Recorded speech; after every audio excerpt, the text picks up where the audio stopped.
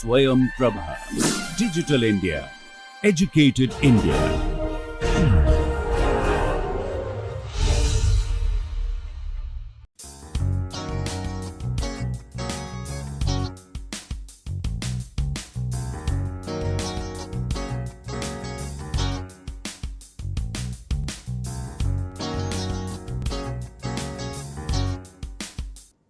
Let us continue our discussion on applications of differential scanning calorimetry in thermal unfolding of proteins and protein solvent interactions. We have taken some examples of Hennig-White lysozyme. Whatever protein we take,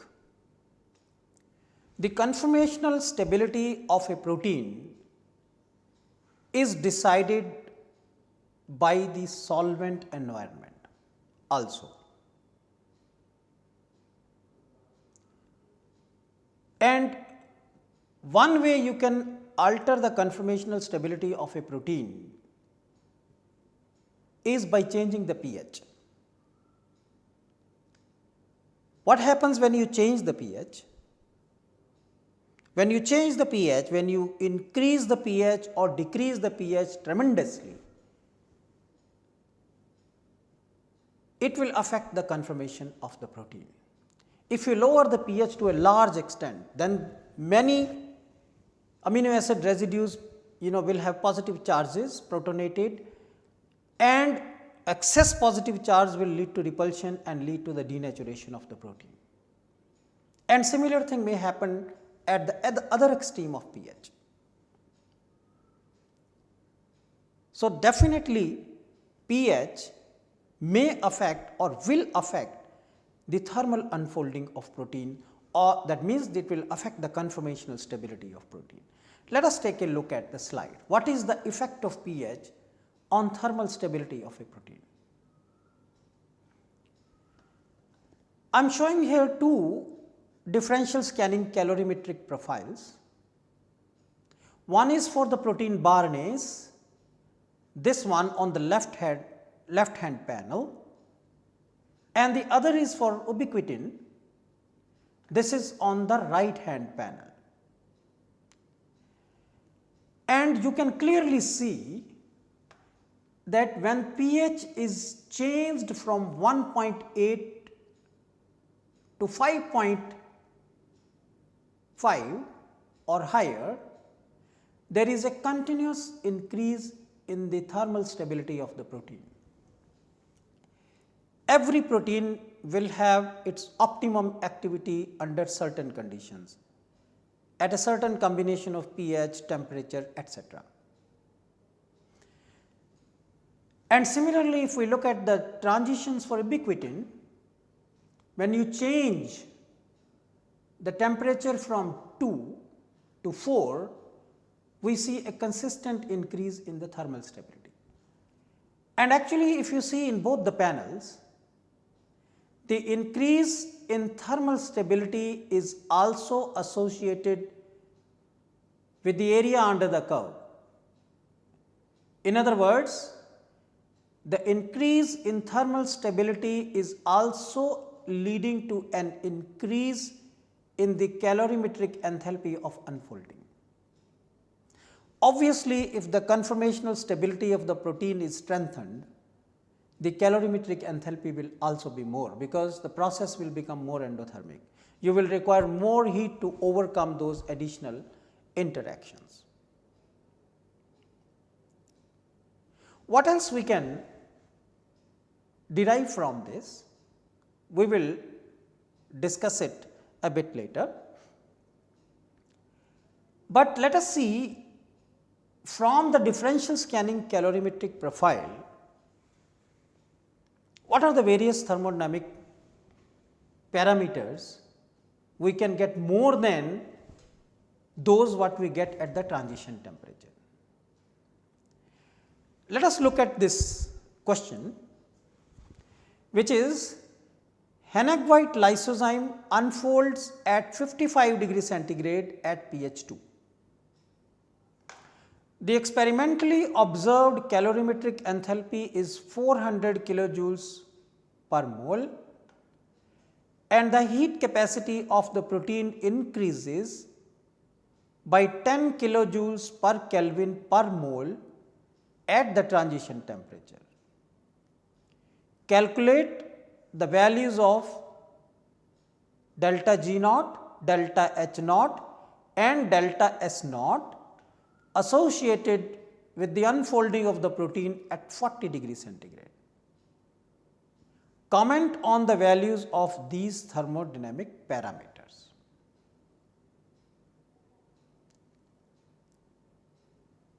In the question, we have been given information at 55 degrees centigrade and we have been asked to calculate the thermodynamic parameters at 40 degrees centigrade. So, obviously, since the temperature is changing 55 to 40, therefore, it immediately reminds us that what is that thermodynamic parameter which connects a thermodynamic property from one temperature to another temperature, and that is heat capacity. Therefore, we will definitely need the value of delta Cp, the value of change in heat capacity, to calculate the required thermodynamic parameters, and that information is given. The given information, we will look at this slide. T half is given 55 degrees centigrade, that is the temperature where transition is half complete, which is 328.15 Kelvin.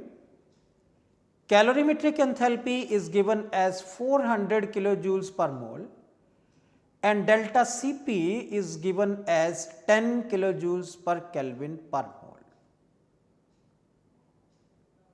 Let us keep this data in mind and look at the differential scanning calorimetric profile. Let us take a look at this figure.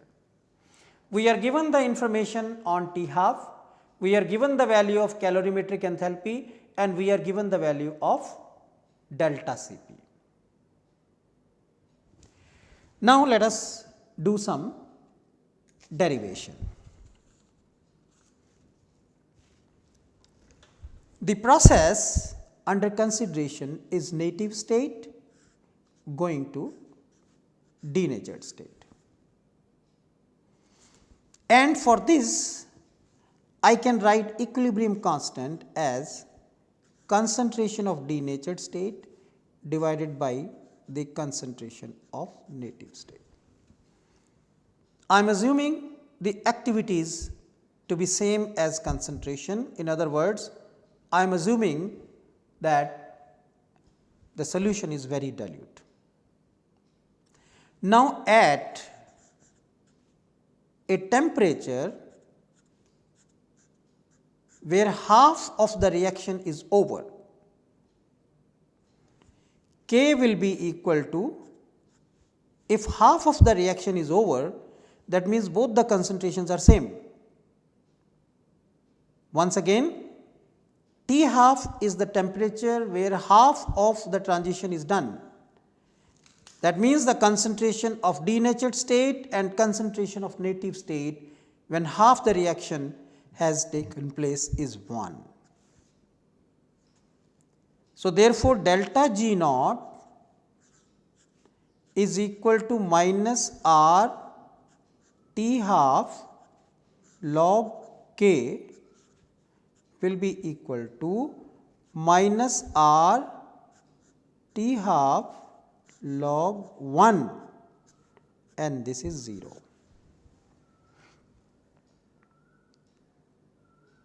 So, we must keep in mind that when the transition is two state means either native state is populated or denatured state is significantly populated and there are no intermediate states.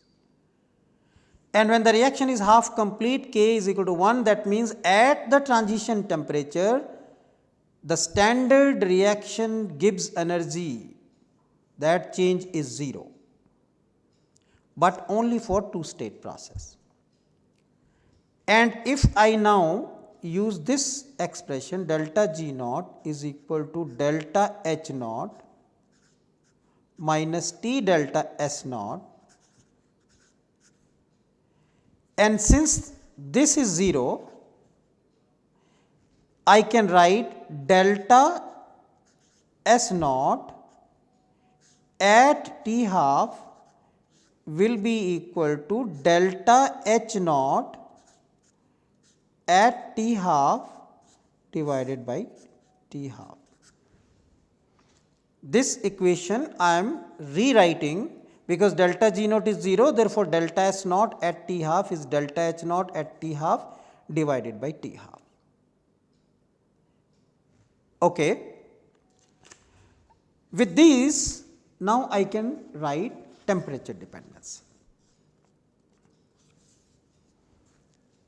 Delta H naught at any general temperature will be equal to delta H naught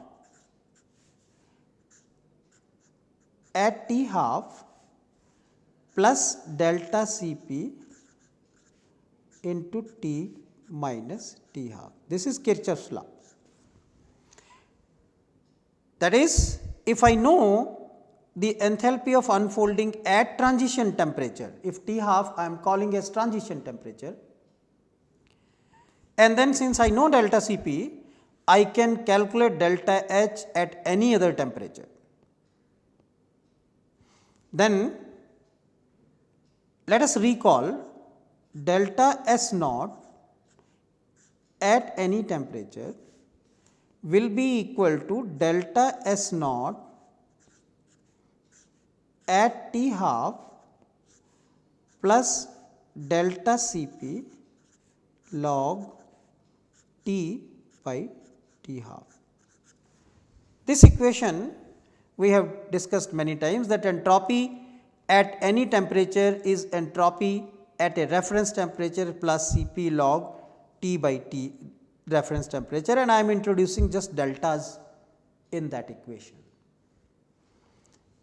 I can further write this as delta S naught at a general temperature T, instead of delta S naught T half, as I just derived, delta S naught at T half is equal to delta H naught at T half divided by T half plus delta Cp log T by T half. And this equation allows me to calculate entropy change at a given temperature from the knowledge of enthalpy of transition at transition temperature and the changes in delta Cp. Now, you see, I have variation of enthalpy with temperature, I have an expression of variation of entropy with temperature, and now I can calculate delta G naught, because delta G naught will be equal to delta H naught minus T delta S naught. So, I will substitute these two equations and get the value of delta G naught. That is, let us now do it on a next sheet.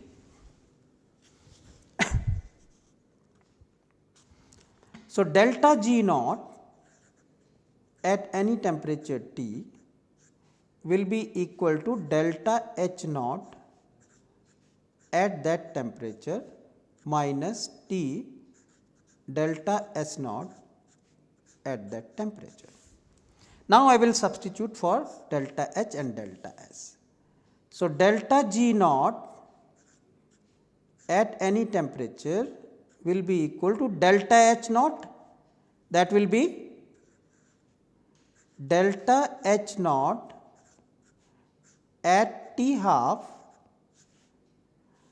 plus delta Cp into T minus T half, this is delta H naught, minus T times delta S naught. I will write for delta S naught. Delta S naught was delta H naught at T half divided by T half plus delta Cp log T by T half.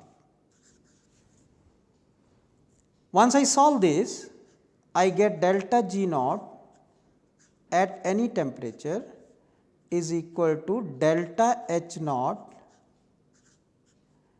at T half into 1 minus T by T half.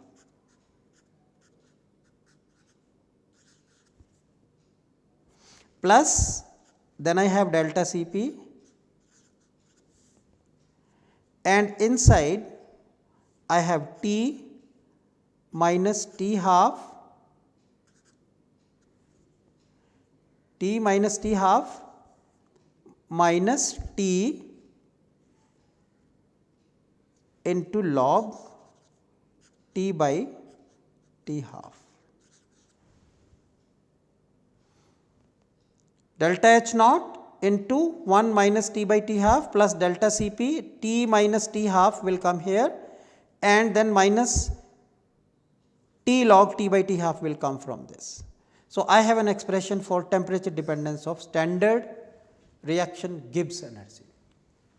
Now, let us go to the slide. What I discussed was, for this expression we just derived or discussed that K will be equal to 1, and then delta G naught, which is minus RT half log K, delta G naught is 0. So, for such a reaction which is two state, we can immediately say that at the temperature where transition is half complete, delta G naught is 0.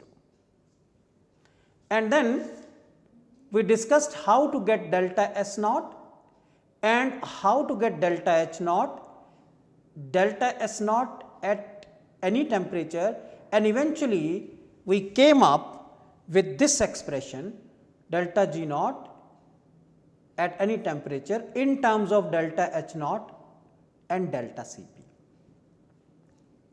Now, you see these three equations, this equation and this equation will give you a temperature dependence of enthalpy, entropy change and free energy change. And these three equations are very important when you talk about folding unfolding transitions in proteins. That means, if you know the data associated with the transition of the protein at a given temperature, at a certain temperature, let us say transition temperature, you can draw delta G naught versus temperature or delta H naught versus temperature or delta S naught versus temperature profile for a long range of temperature and discuss the conformational stability of the protein as a function of temperature without doing the experiments at that temperature. Now, coming back to the question which was being asked to us, with the given information, because that is all we needed, the transition temperature, we needed calorimetric enthalpy and we needed the change in heat capacity. When you substitute this data in those three derived equations, we get the enthalpy of unfolding at 40 degrees centigrade as 250 kilojoules per mole, entropy of unfolding at 40 degrees centigrade as 0.75 kilojoules per Kelvin per mole, and delta G naught at 40 degrees centigrade as plus 15.68 kilojoules per mole. A comment can be made over here, delta G naught at 40 degrees centigrade is coming out to be positive. It is plus 15.68 kilojoules per mole. A positive change in Gibbs energy means the reaction is not spontaneous. That means at 40 degrees centigrade the protein will not unfold, and that is in line with the given information that hen egg white lysozyme unfolds at 55 degrees centigrade. That means if the temperature is below 55 degrees centigrade, the reaction will not be, unfolding reaction will not be spontaneous, and that is what you see here is that delta G naught is positive at 40 degrees centigrade. In fact, if we look at this figure, this figure is drawn for the thermal unfolding of wild type, that is the solid lines are for wild type and the dashed lines are for R96H mutant of T4 lysozyme at pH 2 and 3. This delta G naught versus temperature curve you see has been generated from minus 20 degrees Celsius to 60 degrees Celsius by using this equation, delta G naught is equal to delta H naught, actually read this as T half, delta G naught at T is equal to delta H naught at T half into 1 minus T by T half plus delta Cp and the remaining terms as we discussed earlier. So, by using this expression, the complete delta G naught versus temperature curves have been drawn as a function of temperature from minus 20 degrees Celsius to 60 degrees Celsius. And this one line up and this shaded area is actually representing the standard deviations in delta G naught when you incorporate the standard deviations of delta H naught, T half and delta Cp.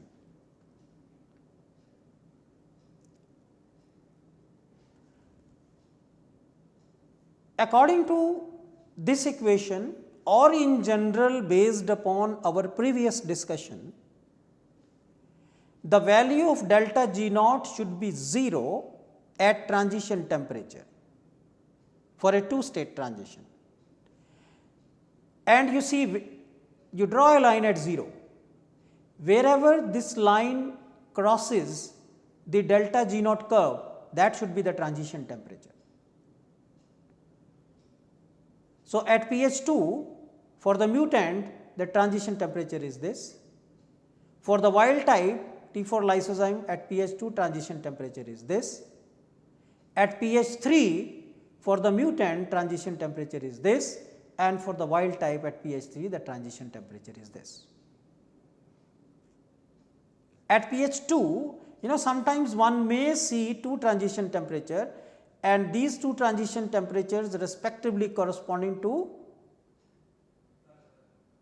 this is the thermal unfolding and this is corresponding to cold denaturation, because denaturation can be carried about or brought about by heat as well as by reducing the temperature. So, in this way we can not only generate the free energy versus temperature curve, we can also generate the enthalpy and entropy versus temperature curve and draw a lot of conclusions from such plots. Now, let us discuss some more features from the differential scanning calorimetric output.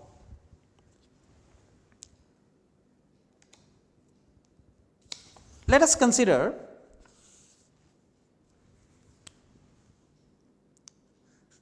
this equilibrium n going towards d, where n I am writing for the native state and d I am writing for the denatured state. Now, if you increase the concentration of the protein, will it affect the transition temperature?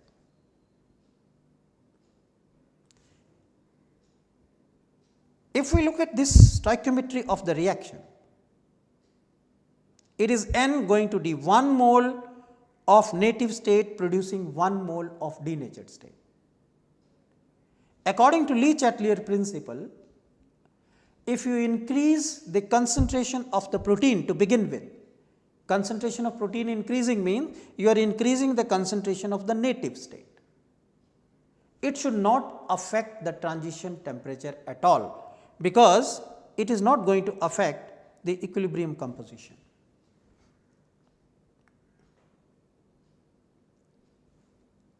Now, suppose if my process is N2 going to 2D, and now if I increase the concentration of the protein, once again increasing the concentration of protein means we are increasing the concentration of N2. According to Le-Chatelier principle, the equilibrium should be shifted in favor of N2. An increase in concentration, that means equilibrium is in favor of N2. That means when you thermally unfold, the extent of oligomerization decreases during the denaturation, because the reaction is towards denatured state. So, if an increase in concentration of the protein leads to an increase in the transition temperature, that means the extent of oligomerization is decreasing. Now, if I consider 2N going to D2, now what happens if you increase the concentration? If you increase the concentration, now the shift is, the Le-Chatelier principle says that this should be favored. That means the equilibrium will be shifted towards D2. So, in that case, increasing the temperature will lead to decrease, in that case increasing the concentration of the protein will lead to decrease in the transition temperature. That means the extent of oligomerization is then increasing during the transition. So, this is what is commented now here. If the value of T half depends on temperature, then some conclusions can be drawn. For example, the value of T half may depend upon the concentration of the protein. If T half does not change with temperature, there is no association or dissociation of protein molecules during transition. If T half increases with increase in protein concentration, extent of oligomerization decreases during the transition. That is what I was trying to explain over here, that if you increase the concentration of the protein, the equilibrium is more towards N2. That means the transition temperature will increase with increase in concentration. But what is the net result? That the extent of oligomerization is decreasing during the transition. And conversely, if T half decreases with increase in protein concentration, the extent of oligomerization increases during the transition. In addition to commenting upon the extent of oligomerization increasing or decreasing with increase in or decrease in concentration of the protein, let us see what else we can get when we change the pH. We just discussed in the beginning of this lecture that the pH may affect the conformational stability of a protein. And when you increase the pH, and that is associated with the change in transition temperature and calorimetric enthalpy, that data can be used to calculate the extent of protonation of the protein when it undergoes denaturation. For further details, one can refer to this Journal of Molecular Biology the reference which is listed over here. So, therefore, if the transition temperature either increases or decreases with the change in pH, we should be able to calculate another property, another quantity, that is how many protons are either being accepted or how many proteins are being lost when this folding unfolding transition takes place. In other words, the extent of protonation or deprotonation of the protein when it undergoes denaturation or folding as a function of pH. If we have the data, that property can be calculated. So, in this lecture we discussed further applications of differential scanning calorimetry and treatment of the data which we obtain at transition temperature, that is how the data obtained at transition temperature can help us in calculating the thermodynamic properties over an extended range of temperature. And if we can know these thermodynamic properties over an extended range of temperature, then we can talk about the behavior of the biological macromolecules in that extended range of temperature. We will further take more examples on how this differential scanning calorimetry gives more information on protein solvent interactions and protein ligand binding, and these things we will discuss in further lectures. Thank you very much.